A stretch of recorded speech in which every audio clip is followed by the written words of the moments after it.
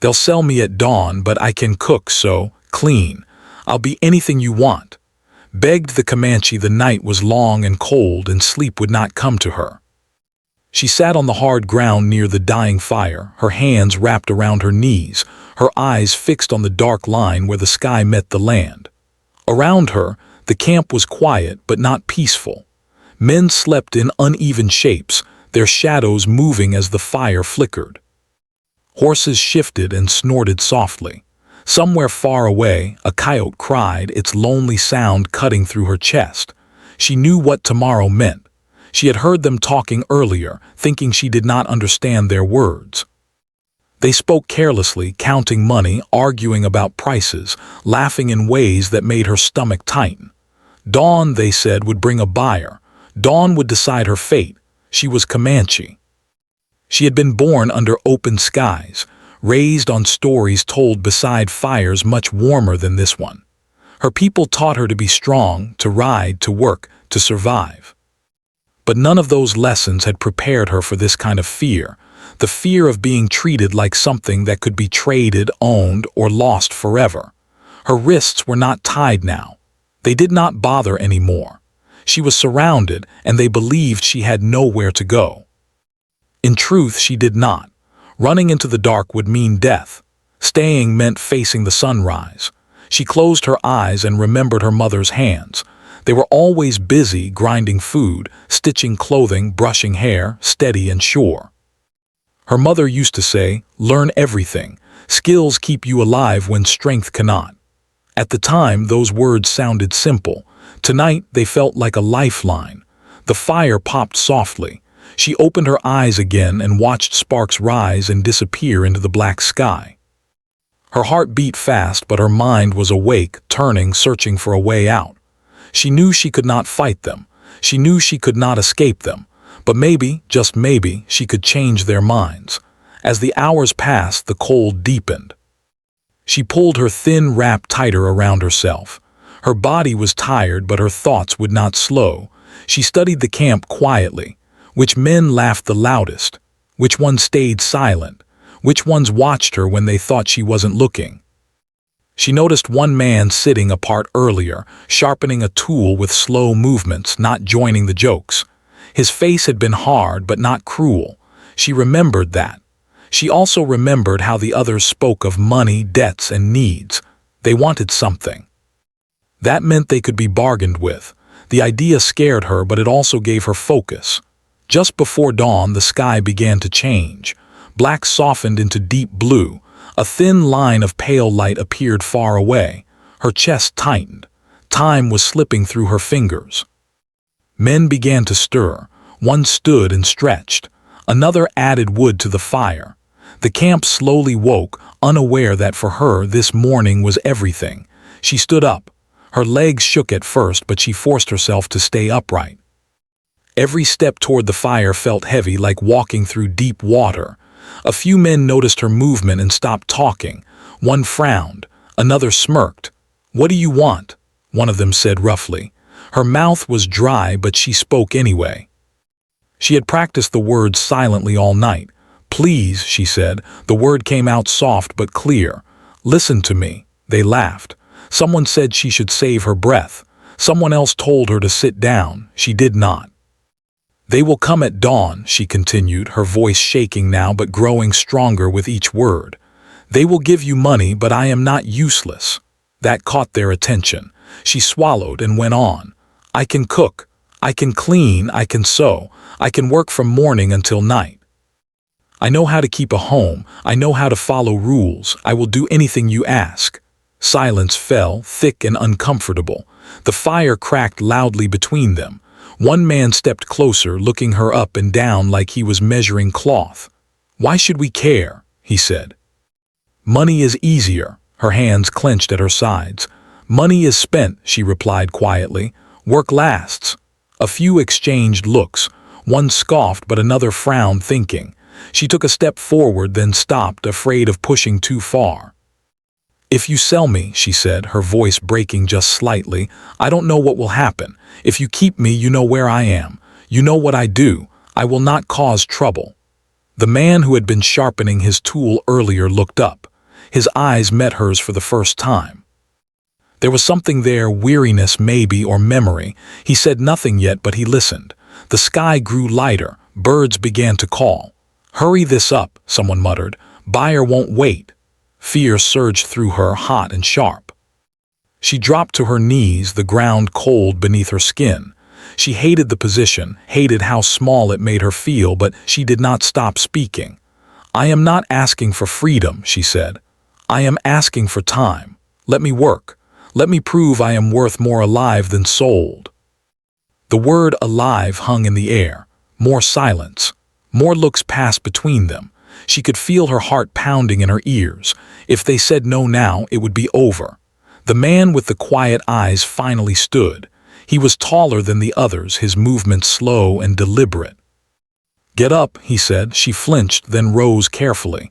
He studied her face, not like an object, but like a problem he had not expected. "You say you can work," he said.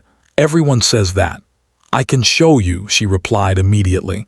"Today, now." The first light of dawn touched the camp, turning everything pale and uncertain. He looked at the others. "We wait," he said. "One day." Arguments broke out at once, complaints, angry voices, but he raised his hand and slowly they quieted. "One day," he repeated. "If she lies, we sell her tomorrow." Her knees nearly gave way with relief, but she forced herself to stand firm. She bowed her head slightly. "Thank you," she said, her voice barely above a whisper. The sun crept higher. Dawn passed. She did not know what tomorrow would bring. She did not know if this man would keep his word. But for the first time since her capture, she was still here when the morning came. And for now, that was enough. Morning did not bring peace. It brought work. As the sun rose higher, the camp fully woke. Men moved around her, talking loudly, stepping close, testing her with their eyes. She felt their attention like weight on her back. But she remembered the promise, one day, one chance. She could not waste it. The man who had spoken for her pointed toward the fire. "Start there," he said. "If you can cook, cook." She nodded quickly. No hesitation. She knelt beside the fire and began to work with what little was there. Simple food, rough tools, nothing like home. Still, her hands remembered what to do. She cleaned what needed cleaning. She adjusted the fire so it burned steady, not wild. She moved with purpose, not fear. As she worked, she stayed quiet. She knew words could fail her now. Only actions mattered. The others watched at first with doubt. One joked that she would give up by noon. Another said she would try to run. She heard them all. She did not look up. When the food was ready, she served it without being asked. She handed bowls carefully, eyes lowered but posture strong. Some took the food without thanks. Others tasted it, surprised. "This is better than usual," one muttered. She kept working. After the meal, she noticed torn clothing hanging near a saddle. Without asking, she picked it up.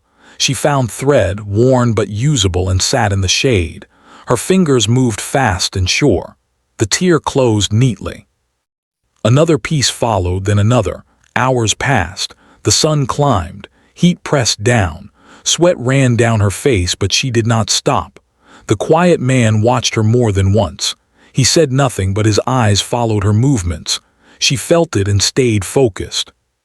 By midday, the camp looked different, cleaner, calmer. Small things were in their places. The fire burned right.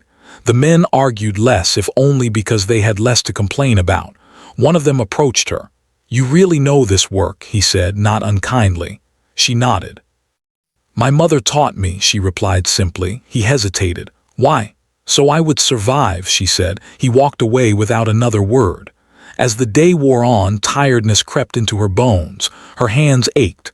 Her back burned. But fear was stronger than pain.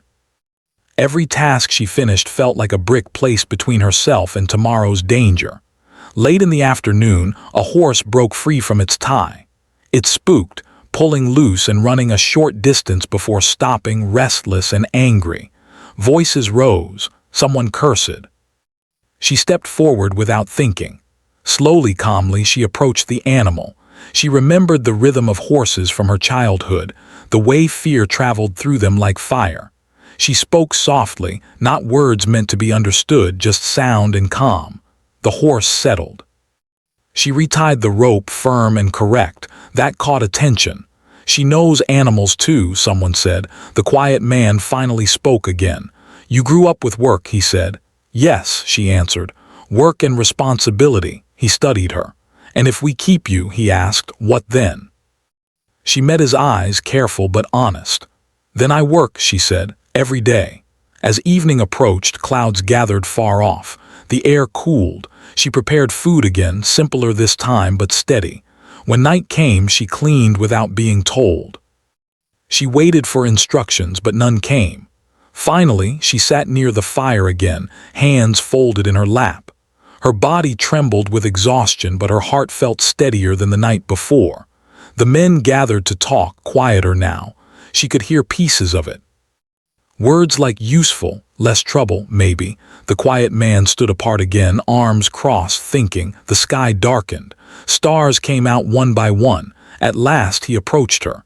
You kept your word today, he said. She bowed her head slightly. I will keep it tomorrow too. He nodded once. Sleep, he said. We decide in the morning, sleep. The word felt strange. She lay down near the fire, curling in on herself. The ground was still hard. The future was still uncertain. But no one tied her hands. No one pushed her away. As she closed her eyes, she thought of her mother again, of steady hands, of learning everything. Tomorrow would come, and when it did, she would be ready. Morning came softly, without noise or warning. She woke before the others, her body stiff from the ground and the long day before. For a moment, fear rushed back into her chest as she remembered where she was and why. Then she breathed slowly and sat up. Another day had begun. Another chance. She rose quietly and went to the fire. The ashes were cold. She cleaned them out and rebuilt the fire the way her mother had taught her, careful and patient. Soon, small flames appeared. The warmth spread, and with it, a feeling she had not felt in a long time, purpose. As the men began to wake, they noticed the fire already burning. Someone grunted in approval. Someone else said nothing but sat closer to the warmth. She prepared food again, using what little there was. She did not rush. She had learned long ago that calm movements made people feel at ease. When the food was ready, she served it as before. The mood was quieter than the day before. Less mocking, less noise. The quiet man watched her closely. Today, his gaze felt different. Not testing, but measuring something deeper. After the meal, he spoke.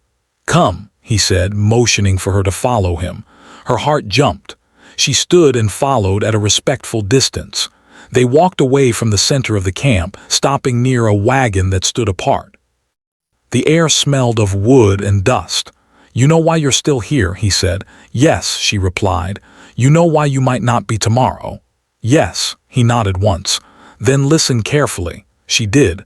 I didn't agree to wait just because you can work, he said. Plenty of people can work. I agreed because I saw how you stood last night. You didn't scream. You didn't fight. You thought. She kept her eyes lowered, but her attention was sharp. I don't like trouble, he continued, and I don't like cruelty. But this world runs on hard choices. I understand, she said quietly. He studied her face. Do you? She looked up then slowly. I understand that if I am not useful, I am gone, she said, so I will be useful. Something passed across his face, not anger, not approval. Something closer to conflict. You will stay, he said finally, not as a promise, as a trial. Relief flooded her so fast it made her dizzy. She bowed her head. Thank you. Don't thank me yet, he said. You stay under my roof. You follow my rules. You work. If there is trouble, it ends. I understand, she said again. That was how it changed. Not with celebration, not with joy, with conditions. The wagon became her place to sleep. It was small but dry. She cleaned it carefully, sweeping out dust and setting things in order. She did not treat it as a cage. She treated it as a responsibility. The days that followed settled into a rhythm. She woke early. She worked until her body ached. She cooked, cleaned, mended, carried water, tended fires. She learned where everything belonged. She learned who needed quiet and who needed distance. She spoke little, but when she did, her words were clear. Some of the men still watched her with suspicion. A few tested her patience, giving sharp orders or careless remarks. She did not respond to the tone, only to the task. Slowly, something shifted. Meals were eaten together now, not rushed. Clothing stayed repaired. Tools were returned to their places. Small comforts appeared where there had been none before. One evening, as she worked near the fire, a man asked her about her people. It was the first time anyone had asked. She hesitated, then answered simply.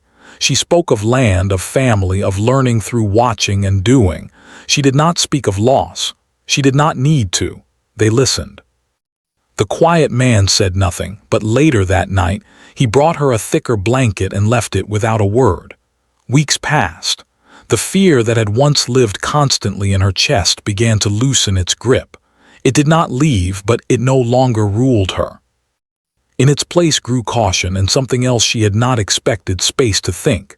She noticed how tired the quiet man often looked, how he sat alone at night, staring into the fire. Once she brought him food without being asked. He looked surprised, then nodded. "You don't have to," he said.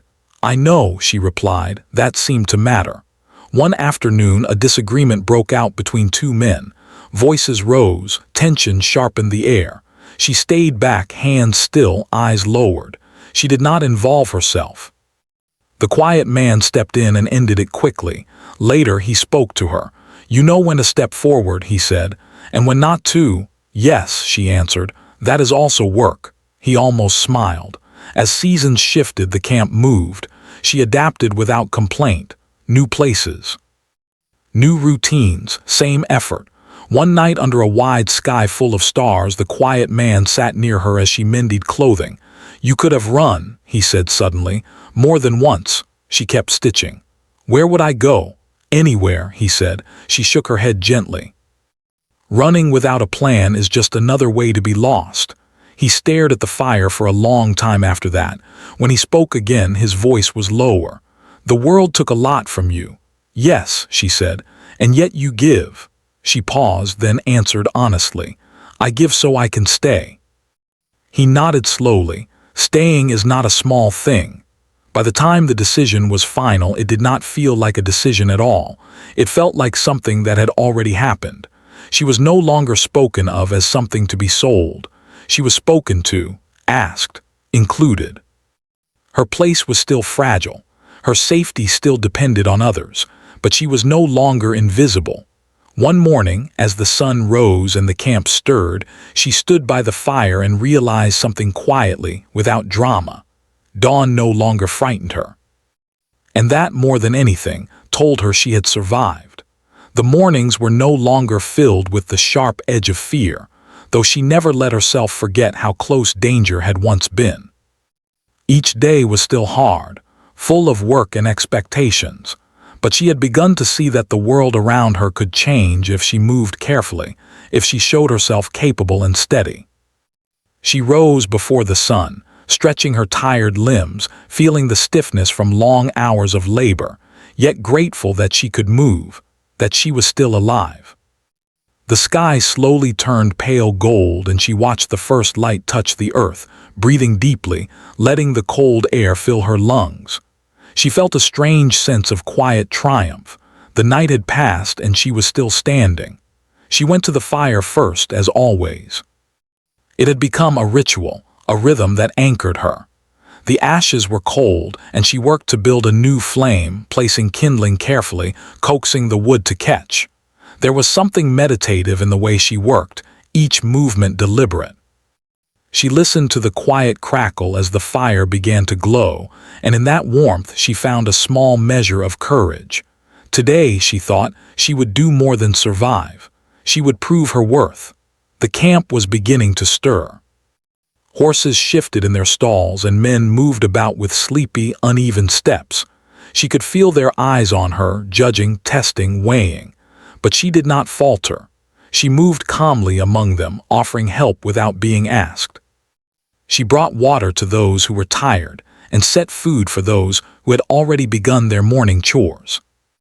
Her hands were skilled and sure, trained by years of careful attention to detail, and each action showed that she could be trusted, that she could maintain order in this chaotic place. The quiet man observed her as he did every day. Today his gaze seemed more thoughtful, less guarded. Perhaps he had begun to see her as more than someone to be sold, more than a problem to be solved. Perhaps he had begun to see her as a person, capable, strong, and resourceful, but she knew better than to assume. She knew that trust, like respect, had to be earned again and again, each day proving that she was reliable, that she could handle the responsibilities she had taken on. By midday, she had already accomplished much. She had cleaned, prepared meals, mended clothes, and tended to the horses. Even small tasks like arranging firewood or wiping the dirt from the tables mattered. They mattered because they made life smoother for everyone around her. She had learned long ago that usefulness could be a shield. It could protect her in ways that words could not. And she understood that every action, no matter how simple, was a statement. She could be trusted, she could endure, she could belong. As the day wore on, the quiet man approached her.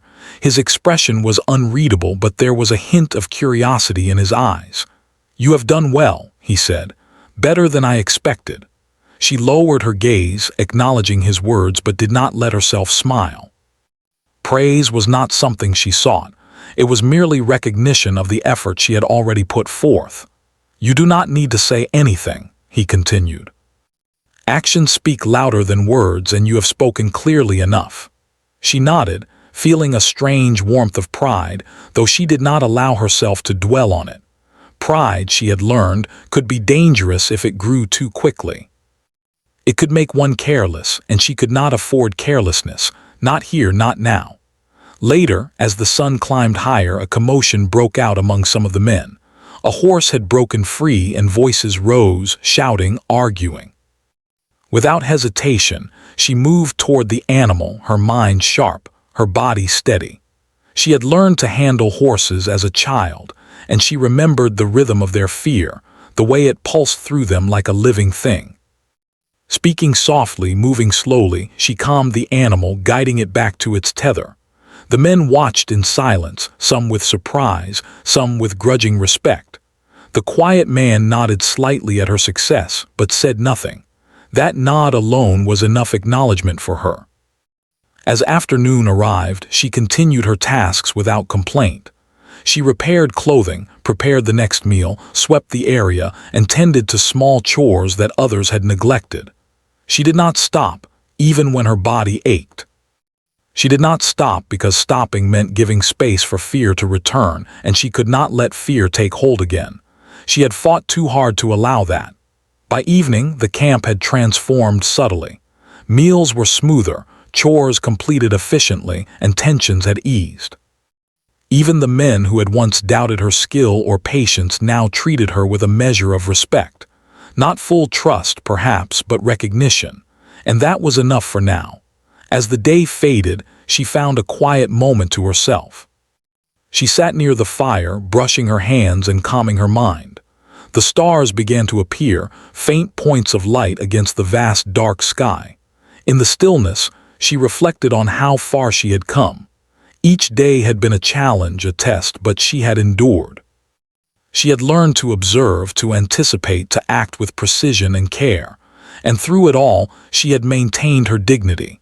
That was a victory no one could take from her.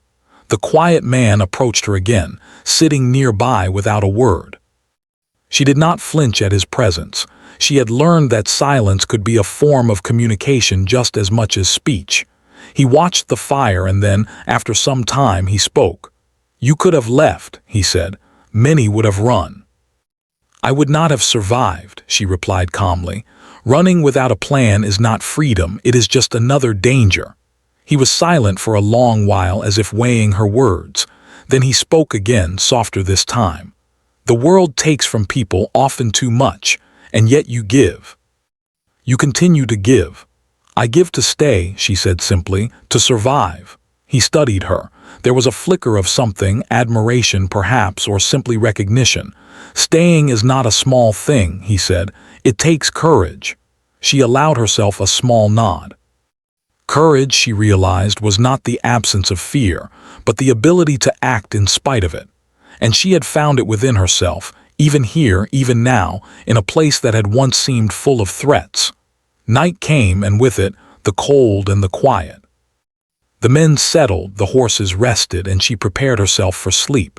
She cleaned her small space, organized her tools, and lay down near the fire. Her body was weary, her mind alert. She closed her eyes, but sleep did not come immediately. She thought of her family, of the skills her mother had taught her, of the long journey she had survived. Each memory was a reminder that she had endured before, and she could endure again. As she drifted into rest, she realized that she was no longer the same person who had trembled the night before her first dawn. She had grown stronger, steadier, more aware. She had learned to use her skills, her mind, and her courage to navigate a world that had seemed merciless. And for the first time, she allowed herself to believe that survival was possible, not just through luck or chance, but through her own careful, thoughtful actions. The night was deep, the fire low, and the stars watched silently from above. She slept, if only lightly, resting for the challenges the next day would bring. She knew the trial was not over, the work was not done. But she also knew that she had already proven something essential, that she could endure, that she could adapt, and that she could hold onto her dignity even in the harshest circumstances. Tomorrow would come with its uncertainties and demands, but she was ready. And that readiness, quiet and determined, was the strongest protection she had. The morning light broke slowly across the horizon, soft and pale, brushing the camp with a quiet glow. She woke before the others, as was now her habit, and stretched her stiff limbs. The work ahead was familiar, yet today carried a weight she had not felt before. She knew the day of decision had come. Today, everything she had done, every meal cooked, every stitch mended, every fire tended, would be judged. She swallowed hard, steadying herself, and rose to face the morning with quiet determination. She began her routine immediately. She cleaned the ashes from the fire, arranged the wood, and built a steady flame. The comfort of ritual helped calm her racing thoughts. She gathered the small amount of food available and prepared breakfast as she had done countless times before. Each movement was precise, deliberate. She reminded herself that every act she performed was part of the story she was writing for herself, a story of survival, of resilience, of hope. The men began to stir.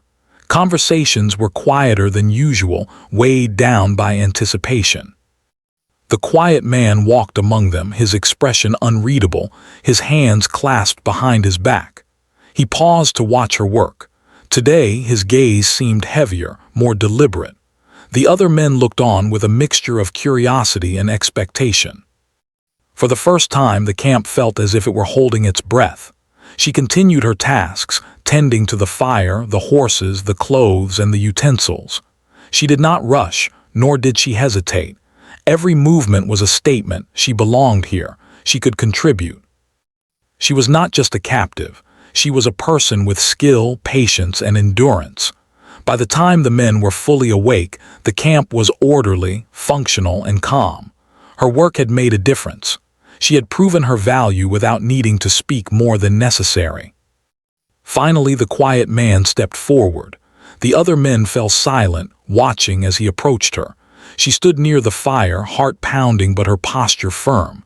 She met his gaze steadily, knowing that everything now depended on this moment. "You have done well," he said. His voice was calm but carried weight. "Better than expected. You have shown skill, patience, and respect. You have proven yourself useful, but usefulness alone does not decide your fate." She listened carefully, keeping her eyes steady. She had worked not for praise but for survival. She had learned that words could be empty, only actions mattered. "You could have run, refused, or failed," he continued. "And yet you did not. You remained steady under pressure and you learned quickly. That is rare. Her chest tightened, but she did not speak. She knew that any sign of weakness could undo everything she had earned. I am not the one to sell you, he said finally, nor will I allow you to be treated as an object.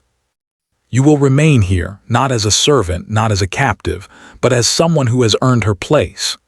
Relief washed over her, almost too much to contain, but she forced herself to remain composed. She had feared this day for so long, and now it had come. The sun climbed higher, spreading warmth across the camp, as if celebrating this small victory. The other men looked on in surprise. Some shifted uncomfortably, realizing that the rules had changed. She was no longer to be sold. She had earned something that could not be taken lightly, recognition of her humanity. The quiet man gestured to her small area near the fire. You have a place here, he said, a safe place. You will continue your work as you always have, and we will treat you with respect. That is your reward, and it is well earned. She bowed her head slightly, swallowing back tears she would not allow herself to show. Thank you, she whispered. Her voice was quiet yet steady. The words carried a lifetime of struggle and endurance. The days that followed were filled with the same routine she had mastered, but now they carried a different weight. She no longer worked only to survive. She worked with a sense of belonging, however fragile. Her presence was respected and her skills were appreciated. Meals were shared, chores completed efficiently, and the camp had begun to function more smoothly because of her careful attention. She also began to notice the quiet man in ways she had not before. He no longer seemed distant or guarded. His eyes softened when he observed her work, and he occasionally spoke with her, not with authority but with acknowledgement. Their interactions were brief, yet they carried a growing understanding. He had seen her courage and her resilience, and he respected her for it. One evening, as the sun dipped low behind the horizon, she found herself sitting near the fire, hands resting on her lap. The quiet man joined her, sitting at a respectful distance. The air was cool, the sky painted with streaks of gold and purple. They watched the fire together, not speaking at first. You have changed this place, he said quietly, not with words but with action. You have made it better than it was before. She nodded slowly, feeling a sense of calm she had not experienced in a long time. I only did what I had to do, she replied. To survive, to prove I could be trusted. Survival is more than staying alive, he said. It is about holding on to yourself, even when the world tries to take it from you. You have done that. The words sank in. She had survived not just by working with her hands, but by keeping her dignity, her mind, and her spirit intact. The thought filled her with quiet pride. The nights became easier. She slept without fear of being sold or harmed. She worked during the day, continuing her routine but with a lighter heart. She had learned that life, even in difficult circumstances, could offer moments of peace, of respect, of quiet joy. Weeks passed, and the camp transformed further. Tasks were done efficiently, tensions eased, and the men treated her as part of the group, not as an outsider. She had earned a place among them, and it was one that required vigilance and care, but also one that offered stability and security. One morning, as she tended the fire and prepared food, she realized that the fear she had carried for so long had begun to fade. It was not gone completely, for caution was necessary, but it no longer controlled her. She had agency. She had choice. And that was more valuable than any freedom she had imagined while in captivity. She looked up at the rising sun and allowed herself a small smile. Dawn, which had once been a symbol of terror, was now a symbol of opportunity. She had survived, adapted, and claimed her place. She had turned fear into action, desperation into skill, and uncertainty into strength. The quiet man approached her once more, handing her a clean cloth to wipe her hands. He looked at her with a mixture of respect and understanding. You have done more than I expected, he said, more than anyone could have imagined. I only did what I could, she replied. Every day, every task, every moment mattered. And it still does, he said. It always will. As the day wore on, she moved among the camp with confidence. Her hands worked tirelessly, her mind sharp, and her spirit strong. She no longer feared dawn or the decisions of others. She had proven herself, and she had earned the recognition of her humanity. By evening, as the sun set and the stars began to appear, she sat near the fire, watching the flickering flames. The quiet man joined her briefly, and they sat in companionable silence. She thought of her journey, from fear and uncertainty to recognition and stability, and allowed herself to feel a quiet sense of accomplishment. The days ahead would still bring challenges, but she had learned that she could face them. She had learned that even in the harshest circumstances, courage, skill, and dignity could carve a path forward. And in that understanding she found hope, strength, and a measure of peace. She looked out at the open sky, wide and endless, and breathed deeply. The world was still uncertain, but she was ready. She had survived the worst, and she had emerged stronger, wiser, and capable. Dawn would come again, but this time it was not a threat. It was a new beginning, a chance to live fully, not just to endure. And in that light, she knew she would continue, step by step, task by task, until she had built a life that no one could take from her. She was no longer a captive to fear or circumstance. She had claimed her place in the world, and that was a victory more profound than any money, any sale, any threat could ever offer. The fire crackled softly, the stars shone above, and she closed her eyes, resting for the first time in long days, feeling the strength of survival, the power of skill, and the quiet triumph of being seen, respected, and safe.